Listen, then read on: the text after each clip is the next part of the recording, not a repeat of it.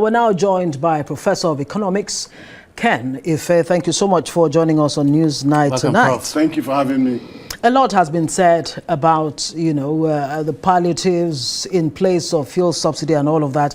I'm sure you'd like to weigh in on that in the course of our discussion. But let's start off from this Naira devaluation. A lot has been said about what it means for Nigeria's economy. Where do you stand on it? Because just 1 week after the call for, unifying of the parallel and the bank rates, that convergence actually happened.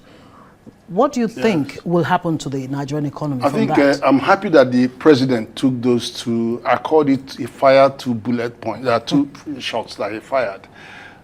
It would have been better on a normal day to have a package before you announce the removal of the split. But Nigeria has waited for far too long that you can accept that he could do that. And then hope that within a subsequent 1 month, we will start thinking about a package and what form it could take. And I think they're working on it. It's a work in progress. I'm not happy to call this unification, because we are not actually unifying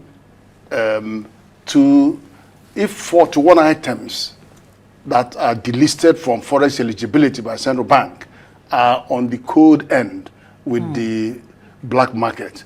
You can't actually say unifying. You can say convergence. Right. And that convergence will take place to the extent that you're able to bring in dollar into the equation. Because people just keep talking about the demand side. No, people don't want to talk about the supply of forex, the dollars. And the supply is that 79% is coming from crude proceeds, which we don't find because of the deal that they did, the swap deal the NNPC did with foreign refiners, that we're not looking for the dollar. But eventually what you get is you get petrol instead of the thing, and then they're telling you to go and borrow 500 billion every month. We'll come to that. The second one is 11% of the forex revenue is coming from gas. So between these two is 90% of our forex. So we need to have more interrogation of what happens to that 90% and how it could be enhanced and improved. Because the other 10% is neither here nor there. You have diaspora remittance, you have FDI that has been declining with speed, and then you have forex, foreign portfolio investment that has reacted positively to what has happened, and that is good. But they are neither here nor there, because they come in and go. Any minute you cough, they will all vanish. Then, of course, you may have some other invincibles. So there are many more ways we can increase dollar supply. I have about 9 different ways you can do that. Right. Then we need to focus on that. Because if you don't talk about that, you keep on weighing in on the demand side, and it's going to be one-way traffic. I and think you should dollar, address that. The dollar will continue. Yeah, the dollar will continue to slide. I have to tell you that. The 9 ways you have to raise dollar supply. But just before you do that, I'm happy you mentioned the main source of our national income, which is the crude oil. Now, the 2023 budget was predicated on 435 Naira per dollar. What now befalls that budget as we speak, before you now reel out ways of raising dollars? Yeah, I mean, the budget is one thing. The reality is what happens on the field. What we found, normally from 2014, NNPC will send $3 billion every month to central bank. And of course, they come back and get some of that in respect to their transactions. But what they were sending is, for nearly 2 years, they weren't sending anything. And then you see the governors not getting anything on the SS Good account, nothing is being shared. So what they did, there was only about 300 million that are sending recently. So what happened is that CBN itself needs to disburse $1.8 billion every month to service our debts and to provide for some of those imports and things we know. But why can they do that? They're printing money in CBN. They can print dollars in CBN. So they're depending on receipts, and they can find that. And then on the other hand, there is $4.6 billion being requested for import. 4.6. Add that 1.8 to 4.6 is almost $7 billion on one hand, against what? 10% of the forex and about 300 million they get from NNPC. So it is not an equation that is ever going to balance. And there is nothing, we're not selling anything. And we ought to be value adding and then exporting. And that is where devaluation will make sense. Because if you are exporting any manufactured commodity, then you will have triple orders. Once your price comes down, the orders will flood, the order book will be flooded. But we're not having that. Because the oil and gas, which is our primary export, the prices are determined by somebody else. Absolutely. And we have no role to play. In fact, all we are doing is fighting whether the quantity we are producing is going to be maintained or increased and all of that. You have no control over the price or the quantity. So, go ahead and reel out what you think is the best now, reform. the first you have thing, 9 points. Now, the first thing is this. You have 41 items, and I think we should add more to those 41 items. Oh. It's not about removing it. It's not, and I don't even accept the argument of World Bank that you should carry it and put it into the basket. No, it's not. It's not. We should add more. And secondly, I've always maintained that under ECOWAS's common external tariff, we're not allowed to do anything we like with the rates, with the duties. But we have levy instruments, which we could use to augment. So you can use levy instrument to add 10% or 20% on those 41 items, so that those who are spending this money and hitting up our foreign exchange and requesting them for that frivolous import, they should pay more tax. Secondly, ask them to pay this tax in dollars, so that they know how serious we are about this matter. If they're sourcing the dollar to buy them, let them pay us that tax in dollars. And VAT, bump up that VAT to 17.5%. Not 7.5%, because you don't want those. But it would have been easy for Nigeria to say, ban this import. No, you can't do that.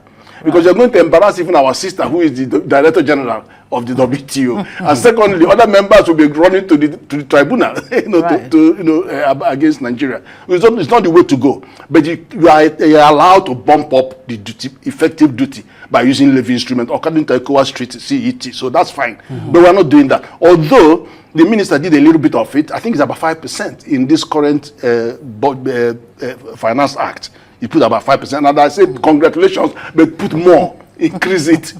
Oliver Twist. Now, so when we look at that and see how far we can go, because in the end of the day, it's about depressing that, and then look at what may happen. You carry this and drop it into the NAFEX window. That's 41 item. You are now going to kill off all the industries that have started producing your toothpicks and all that stuff. As a result of this, you finish them. Just as textiles, some already getting into textile manufacturing, you finish them because the flood will continue. All right, Prof, let's put you on hold. We'll quickly take a short breather and return and continue with this discussion. We'll talk about whether there will be a need to recapitalize the banks based on what we're seeing so far. Do stay with us. Right, thanks for staying with us. You're still watching Newsnight. Professor Kenife is still with us talking about Nigeria's economic realities right now. Thank you so much for staying with us. Before I went on, of course, you were trying to make some points, but let's quickly talk about this World Bank latest economic development report on Nigeria. The World Bank says, yeah, with all you're doing, President Tinubu, kudos, but you need to make the pain, less more bearable for Nigerians. What's your take on this World Bank report, first of all? The World Bank reeled out some statistics. Obviously, some of them relies on what the NBS has said, and they also have the very strong statistical department, just as Central Bank is one of the best in Africa.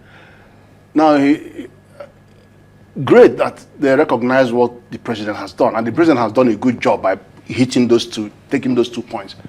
But I'm concerned about the fact that they base their report looking more on the impact of the subsidy removal and the potential benefit of convergence in currencies.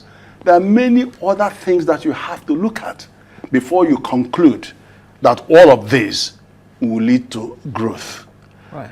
It doesn't necessarily lead to growth. First of all, the subsidy, where is the subsidy? The subsidy doesn't exist because you haven't got the money. It is money we are going to borrow. It's not there. So before you start planning what you're going to do with it, where is the money? We intended to go and borrow it because NAPC says go and borrow it. But the money is just not. So I don't know why all these arguments are going and how you're going to share it when you haven't got it. And the second thing I want to say is we have a subsisting law, Fiscal Responsibility Act 2007, that governs lending and borrowing across all levels of government. And that law is very explicit on why and how and what you should borrow for. It says all levels of government can only borrow for capital expenditure and human resource development. And human resource development, you're looking at education, health, and employment. It doesn't include poverty reduction. It doesn't include borrowing to pay salaries. It doesn't include palliatives. It doesn't include any of those. That does not mean that you cannot do those. Central World Bank has grants regimes. They can give us grant and we'll spend anyhow you want to spend it.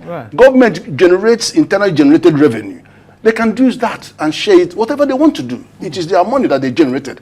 But the law says you cannot borrow for anything other than for capital expenditure and for human resource development. And that is education, health, and employment.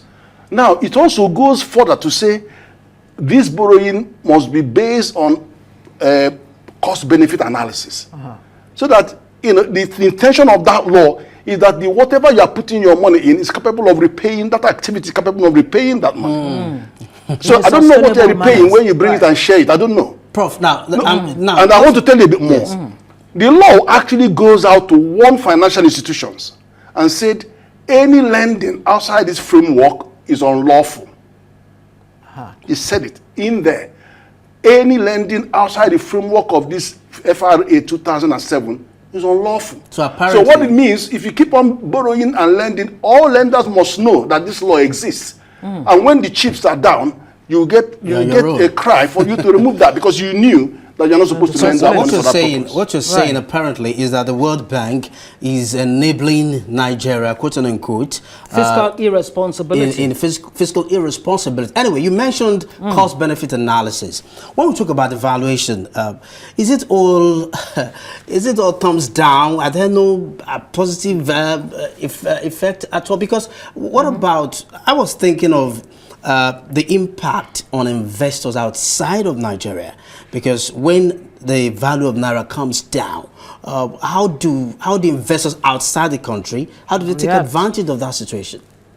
Well, the thing is, the devaluation, is a lot more complex than that. Foreign investors are interested in our economy for different reasons. There are the foreign direct investment is driving down, is going down. That's right, because it is not about what you think or your speculation. They are looking at structural factors that are going to make it difficult for them to invest in the economy. Studies suggest that 68% of manufacturers provide power for themselves 90% of the time. And many investors are not prepared to borrow money, go to their board and say, authorize me to borrow $2 billion and invest in Nigeria. And oh, wait a minute, you have to include 500 million for building infrastructure. Not many of them are going to hear you out. So they want to go anywhere there is infrastructure or any guarantee that the law has changed. If you can take it as part of your profit, that's fine. But you have to make that profit first. And you have to make that investment first. So that's a different thing. You have the foreign portfolio investment that dances around and they've been jumping up with joy over the last 1 month, which is good. But they don't last. They come and go. Once you cough, they will all disappear overnight. And then they're also watching the interest rates and then watching the negative real interest rate that we have. Because you cannot have inflation at 22.41 or something. 22.04. Yeah. And then you're telling them to come and buy treasury bills at 5%. I mean, you're not telling them to bring their money 12 months later. They would gain 5%, and then they will lose 22.4%. So what you're saying, in effect, is what I'm saying? It will take more than devaluing of the Naira to attract foreign direct investment. Absolutely, because you're just hoping. You're just hoping that if you do this, then they will come. So what's the basis really of this move? What's the basis of this move now to devalue? What I'm saying is that you can only get traction, a sustainable traction, sustainable. You could go up and see how it goes. It goes up and down, goes up and down. That's how it's been going. It will continue to dance like that, but it will, see, if you plot the graph is going to be going up and down, and then it's still going down, it's still going down. That's what it's going to be doing. It's still heading in one direction until you address the other side of the equation, which is the supply side.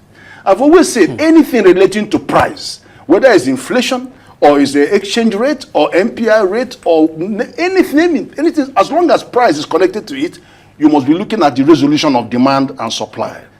So where is the supply? To tame the demand. Or you do something to suppress demand. And one of the ways to suppress the demand, those 41 items, I've already enumerated what you can do to suppress the demand. But otherwise, we just have to keep and watch, and then the Naira will just keep going. We'll see how things pan out. Professor Costbenefit, a delight always to have you on Newsnight. Thank you very much.